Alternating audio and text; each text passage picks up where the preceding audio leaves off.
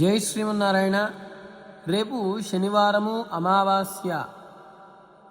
అయితే ఈ యొక్క శనివారము అమావాస్యకు ప్రత్యేకమైనటువంటి ప్రాధాన్యం ఉంటుంది.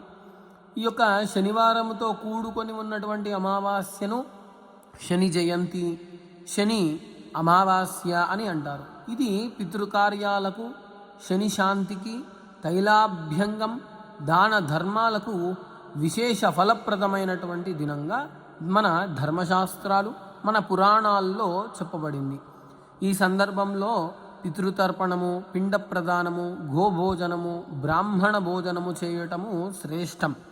శనిదోష నివారణార్థం తైల దీపము అంటే నువ్వుల నూనెతోని దీపారాధన చేయడము, నల్ల నువ్వులు దానం ఇవ్వడము, ఇనుమును దానం ఇవ్వడము, చెప్పులు దానం ఇవ్వడము, ఛత్రము దానం ఇవ్వడము చాలా చాలా శుభప్రదంగా భావిస్తారు.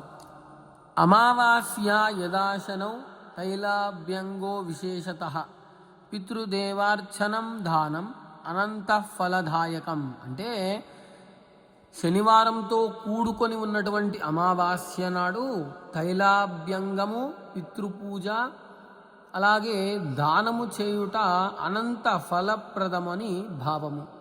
రేపు అంటే శనివారం నాడు చేయదగినటువంటి, అమావాస్యతో కూడుకొని ఉన్నటువంటి శనివారం నాడు చేయదగినటువంటి దానాలు, చేయదగినటువంటి పని ఏమిటయా అంటే ఉదయము స్నానము చేసి తర్వాత పితృతర్పణాలు ఇచ్చి, అశ్వత్థ వృక్ష ప్రదక్షిణము చేసి, నల్లని నువ్వుల నూనెతోని దీపారాధన చేసి, లేదా ఆ రోజు హనుమత్ ఆరాధన చేయటము, జపము, గోవులకు ఆహారము తినిపించటము, జపము చేయటము చాలా శుభప్రదము.